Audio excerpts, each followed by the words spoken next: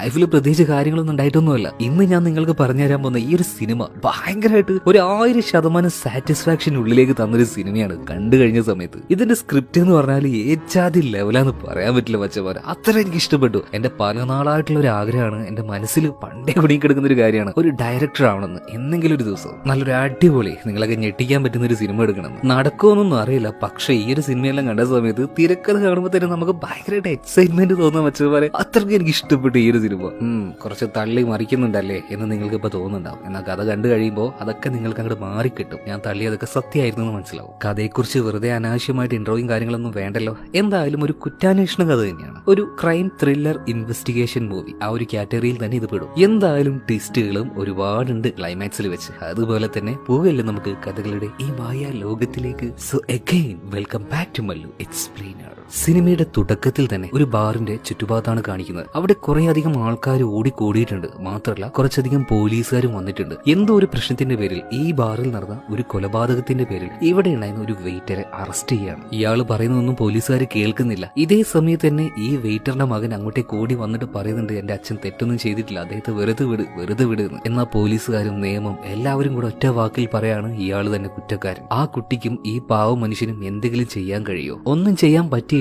വർഷങ്ങൾ കടന്നു പോവാണ്. അങ്ങനെ കുറച്ച് വർഷങ്ങൾക്ക് ശേഷം നമ്മുടെ കഥാനായകനെ കാണിക്കാണ്. ആളൊരു പോലീസ് ഓഫീസറാണ്. ഒരുപാട് കഷ്ടപ്പെട്ട് പഠിച്ച് പ്രയത്നിച്ചുകൊണ്ടാണ് നമ്മുടെ കഥാനായകൻ ഈ ഒരു പൊസിഷനിലേക്ക് എത്തിയത് തന്നെ കേട്ടോ. തൽക്കാലം നമുക്ക് ഇയാൾക്ക് ഒരു മലയാള തനിമയുള്ള പേര് കൊടുത്താലോ? മലയാള തനിമ എന്നല്ലേ, ഇപ്പൊ അടുത്തിറങ്ങിയ ഓസ്ലർ, ആ സിനിമയിൽ ആ ഒരു പോലീസുകാരന്റെ പേരെന്നെ കൊടുക്കാം, ചുമ്മാ ഒരു രസത്തിന്. അപ്പൊ തൽക്കാലം നമുക്ക് ഹീറോയെ ഓസ്ലർ എന്ന് വിളിക്കാം. അപ്പൊ ഓസ്ലറിനെ പ്രശംസിച്ചുകൊണ്ട് ഇവിടെ ഒരു പ്രോഗ്രാം നടന്നുകൊണ്ടിരിക്കുകയാണ്. കാരണം ഓസ്ലറിന് ഇന്ന് പ്രൊമോഷൻ ലഭിച്ചിരിക്കുകയാണ്, അതും നല്ല ഉയർന്ന റാങ്കിലേക്ക് തന്നെ. സോ അങ്ങനത്തെ ആ ഒരു പരിപാടിയെല്ലാം കഴിഞ്ഞിട്ട് ഓസ്ലർ നേരെ ചീഫിന്റെ അടുത്തേക്ക് ചെല്ലുകയാണ്. ചീഫും അവനെ ഒരുപാട് പുകഴ്ത്തുന്നുണ്ട്. എന്തായാലും കഷ്ടപ്പെട്ട് നീ ഒരു പൊസിഷനിലേക്ക് വന്നല്ലോ, ഇനി നിന്റെ അടുത്ത ലക്ഷ്യം എന്ന് പറഞ്ഞാൽ എന്റെ ഈ പൊസിഷൻ ആയിരിക്കും. ശരിക്കും ആ ഒരു കാര്യത്തിന് വേണ്ടി ഞാൻ നിന്നെ നന്നായിട്ട് സപ്പോർട്ട് ചെയ്യാം. എന്റെ ശിഷ്യന്മാരിൽ തന്നെ എനിക്ക് ഏറ്റവും ഇഷ്ടം നിന്നെയാണ്. അതുകൊണ്ട് കരിയറിൽ ഒരു ബ്ലാക്ക് മാർക്കും ഇല്ലാതെ നീ മുന്നോട്ടേക്ക് പോകണം. Okay sir. ഓസ്ലറിന് എന്താ വലിയ സന്തോഷമായി. ഇതിനുശേഷം നേരെ ഓഫീസിലേക്ക് വരികയാണ്. അവന്റെ കൂടെ തന്നെ വർക്ക് ചെയ്യുന്ന അവന്റെ അസിസ്റ്റന്റ് ആയിട്ടുള്ള പോലീസുകാരനാണ് മൈക്ക്. ഈ മൈക്കിനെ നിങ്ങൾ എവിടെയും കണ്ടിട്ടുണ്ടോ? മറ്റാരുമല്ല, നമ്മുടെ ഡോൺലി മാമൻ തന്നെ. അദ്ദേഹത്തിന്റെ ആ ഒരു തുടക്കകാലത്തുള്ള സിനിമയാണ് ഇതൊക്കെ. അതുപോലെ തന്നെ ഓസ്ലറിന്റെ കൂടെ തന്നെ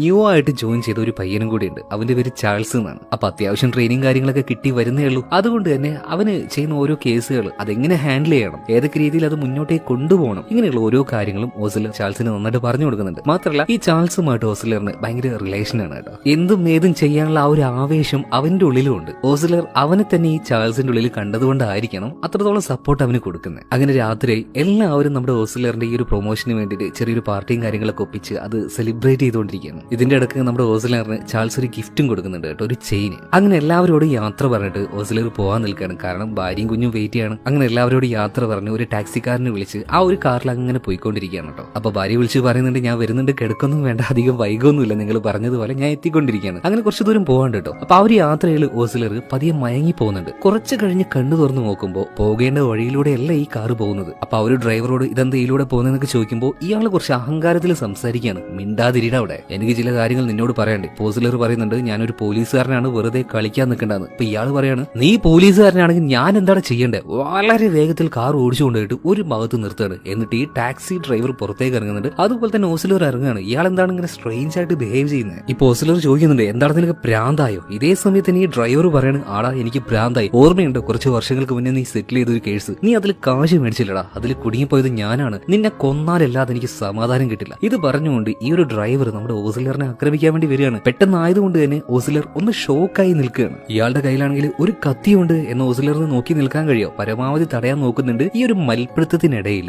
ഓസ്ലറുടെ കയ്യിലേക്ക് ഈ കത്തി വരികയാണ്. ഇയാളുടെ നെഞ്ചിലേക്ക് കത്തി കയറി ഇയാൾ മരിച്ചു പോവാണ്. ആകെ കൂടി ഓസ്ലറിന് ഒരു അന്താളിപ്പാണ്. ഇയാൾക്ക് എന്തേ ചെയ്യേണ്ടത്? നോർമലായിട്ട് പക്കാ നോർമലായിട്ട് പോയിക്കൊണ്ടിരിക്കുന്ന ലൈഫിലാണ് ഇങ്ങനെ ഒരു ഇൻസിഡന്റ് നടന്നിരിക്കുന്നത്. മാത്രമല്ല പ്രൊമോഷൻ കിട്ടാൻ നിൽക്കുകയാണ് ഇനി അടുത്ത പൊസിഷനിലേക്ക്. ആ സമയത്തൊന്നും ഒരു ബ്ലാക്ക് മാർക്കും വരാൻ പാടില്ല. എന്തായാലും ഇത് വേഗം തന്നെ പോലീസുകാരെ വിളിച്ച് പറയാം എന്ന് കരുതി ഫോൺ എടുക്കാൻ നിൽക്കുമ്പോൾ ദാണ്ടെ വിളിക്കുന്ന ചീഫ് വിളിച്ചിട്ട് പറയാണ്, എടാ മോനെ, ഒരു ബ്ലാക്ക് മാർക്ക് നിന്റെ കരിയറിൽ ഉണ്ടാക്കില്ല, എല്ലാ കാര്യങ്ങളും ഏകദേശം ഞാൻ സെറ്റ് ആക്കിയിട്ടുണ്ട്. സോ നന്നായിട്ട് സൂക്ഷിക്കണം, നിന്റെ ഓരോ ചുവടിലും നീ സൂക്ഷിക്കണം. പോലീസുകാരാണ്, എന്തെങ്കിലും ഒരു ബ്ലാക്ക് മാർക്ക് വന്നിട്ടുണ്ടെങ്കിൽ നിനക്ക് വരാനിരിക്കുന്ന ആ ഒരു പൊസിഷൻ കിട്ടില്ല കേട്ടോ. ഓക്കെ സാറേ എന്ന് പറഞ്ഞിട്ട് ഇപ്പൊ ഓസ്ലർ ഫോൺ കട്ടിയാണ്. ഇതേ സമയത്ത് തന്നെ ഓസ്ലറിന്റെ ഉള്ളിൽ വല്ലാത്തൊരു ടെൻഷൻ കയറി വരികയാണ്. ഇതുപോലൊരു സംഭവം നടന്നു കഴിഞ്ഞാൽ അതിൽ ആ ഒരു സത്യാവസ്ഥയും കാര്യങ്ങളൊക്കെ തെളിയിക്കണമെങ്കിൽ കുറച്ച് ദിവസമാവും. ഉറപ്പാണ് കിട്ടാൻ പോകുന്ന പ്രൊമോഷൻ ക്യാൻസൽ ആവും. അതുകൊണ്ട് തന്നെ ഓസ്ലർ ഒരു കാര്യം തീരുമാനിക്കുകയാണ്, എങ്ങനെയെങ്കിലും ഈ ഒരു കാര്യത്തെ മറക്കണം. പെട്ടെന്ന് തന്നെ എവിഡൻസ് പരമാവധി അത് ഇല്ലാതാക്കാൻ വേണ്ടി ഓസിലർ നോക്കുകയാണ്. വണ്ടിയിൽ ഒരു ഇൻസുലേഷൻ ടേപ്പും കാര്യങ്ങളൊക്കെ ഉണ്ടായിരുന്നു. ഇതെല്ലാം ഉപയോഗിച്ച് എവിടെയൊക്കെ ഈ ഹാൻഡ് പ്രിന്റ് പതിയാനുള്ള സാധ്യത ഉണ്ടോ അതൊന്നും മുഴുവൻ ഇതിങ്ങനെ ഒട്ടിച്ച് പറിച്ച് അത് ഇല്ലാതാക്കിക്കൊണ്ടിരിക്കുകയാണ്. അതുപോലെ തന്നെ ആ ഒരു കത്തിയിൽ നിന്നും. എന്നിട്ട് ഈ ഒരു ടാക്സിയുമായിട്ട് തന്നെ ഓസിലർ അവിടുന്ന് തിരിച്ചു പോകണം കേട്ടോ. എല്ലാം ഒരു വിധത്തിൽ ഒതുക്കിയെന്ന് ഇയാൾ ആശ്വസിക്കുകയാണ്. എന്നാൽ പിറ്റേ ദിവസം രാവിലെ ആയപ്പോഴല്ലേ കോള് വരുന്നത്. അതായത്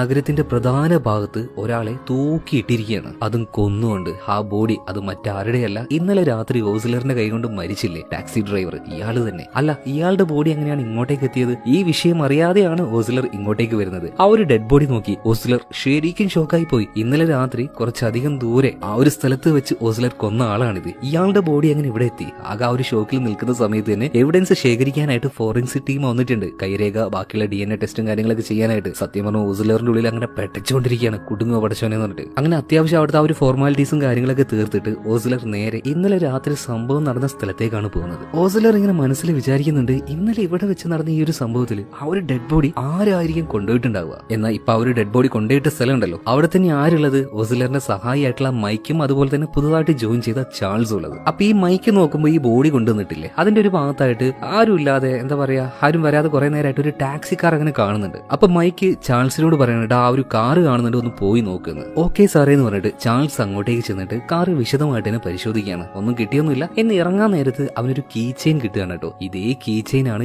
ഇന്നലെ രാത്രി ഓസിലറിന് വേണ്ടി അവൻ ഗിഫ്റ്റ് ചെയ്തത്. ആദ്യമൊന്നും ചാൾസിന് കാര്യം മനസ്സിലാവുന്നില്ല, ഒരു പിടുത്തം കിട്ടുന്നില്ല, ഒരു വല്ലാത്ത കൺഫ്യൂഷൻ സ്റ്റേറ്റിലേക്ക് പോകണം. അതുകൊണ്ട് തന്നെ ഇങ്ങനെ ഈ കാര്യം കിട്ടിയത് മൈക്കിനോട് പറയുന്നില്ല. എന്തെങ്കിലും കിട്ടിയെന്ന് മൈക്ക് ചോദിച്ചപ്പോൾ ഒന്നും കിട്ടിയില്ല സാറേ എന്ന് പറഞ്ഞിട്ട് ഇത് അവന്റെ പോക്കറ്റിലേക്ക് വെച്ച് ഒളിപ്പിക്കുകയാണ്. ഇതിനുശേഷം മൈക്ക് വരികയാണ്. ഇവർ രണ്ടുപേരും ആ ഒരു കാറിന്റെ ഡിക്കി തുറന്നു നോക്കിയപ്പോൾ ഒരുമാതിരി പ്ലാസ്റ്റിക്കും അതിൽ നിറയെ രക്തവും. അപ്പൊ ഒരു കാര്യം ഉറപ്പായി, ഈ ബോഡി ഇങ്ങോട്ടേക്ക് കൊണ്ടുവന്നത് ഈ കാറിന്റെ ഡിക്കിയിൽ ഇട്ടുകൊണ്ടാണ്. എന്തായാലും സംഭവം ഭയങ്കരമായിട്ട് സ്പ്രെഡ് ആവുകയാണ്, ഒരു കാട്ടുതീ പോലെ. കാരണം വളരെയധികം ആൾക്കാർ കാണുന്ന സ്ഥലത്താണ് ഈ ഒരു ബോഡി ഇതുപോലെ തൂക്കിയിട്ടിരിക്കുന്നത്. എന്തായാലും നല്ല രീതിയിൽ തന്നെ ഇൻവെസ്റ്റിഗേഷൻ മുന്നോട്ട് പോയിക്കൊണ്ടിരിക്കുകയാണ്. മരിച്ചുപോയ ഒരു ഡ്രൈവറെ കുറിച്ച് ഇയാളുടെ ഡീറ്റെയിൽസും കാര്യങ്ങളൊക്കെ എടുക്കുന്നുണ്ട്. ഇയാൾക്ക് ഫാമിലി കാര്യങ്ങളൊന്നുമില്ല, റെന്റിന് കാർ എടുത്ത് ടാക്സി ഓടുന്നു. പിന്നെ ഒരു രീതിയിൽ പറയുകയാണെങ്കിൽ ഈ മനുഷ്യൻ ചെറുതായിട്ടൊരു ഡ്രഗ് അഡിക്റ്റ് കൂടിയാണ്. എന്തായാലും ഇയാൾ പോയ ആ ഒരു ടാക്സിയുടെ CCTV വിഷ്വൽസ് എല്ലാം പോലീസ് പരിശോധിച്ചുകൊണ്ടിരിക്കുകയാണ്. അതേസമയത്ത് തന്നെ ഫോറൻസിക് ഭാഗത്ത് നിന്ന് ഒരു എവിഡൻസും കൂടെ പോലീസുകാരന് കിട്ടുകയാണ്. അതായത് മരിച്ചുപോയ ഒരു ടാക്സി ഡ്രൈവർ ഉണ്ടല്ലോ, ഇയാളുടെ നഖത്തിന്റെ ഉള്ളിലായിട്ട് ഒരു സാമ്പിൾ കാണുന്നുണ്ട്. അതുകൊണ്ട് തന്നെ നിങ്ങൾക്ക് സംശയമുള്ള ആരുടെങ്കിലും DNA ഇങ്ങോട്ടേക്ക് കൊണ്ടുവരിക, നമുക്ക് അതുമായിട്ടൊന്ന് കമ്പയർ ചെയ്ത് നോക്കാം. ഇതെല്ലാം കേൾക്കുന്ന സമയത്ത് തന്നെ ഓസിലറിന്റെ മനസ്സങ്ങനെ ഇട്ടിച്ചുകൊണ്ടിരിക്കുകയാണ് കേട്ടോ. അതായത് ഇയാളുടെ സാമ്പിളുമായിട്ട് അത് കമ്പയർ ചെയ്താൽ 100% മാച്ച് ആവും, അത് ഉറപ്പല്ലേ. ഇതേ സമയത്ത് തന്നെ CCTV വിഷ്വൽസ് ചെക്ക് ചെയ്ത പോലീസുകാർ ഒരു കാര്യം മനസ്സിലാക്കുകയാണ്. അതായത് ഈ ടാക്സി ഡ്രൈവർ ഒരു പാസഞ്ചറിനെയും വെച്ചുകൊണ്ട് ഈ കാർ മുന്നോട്ടേക്ക് കൊണ്ടുപോയിട്ടുണ്ട്. എന്നാൽ കുറച്ചധികം സമയം കഴിഞ്ഞ് ഇതേ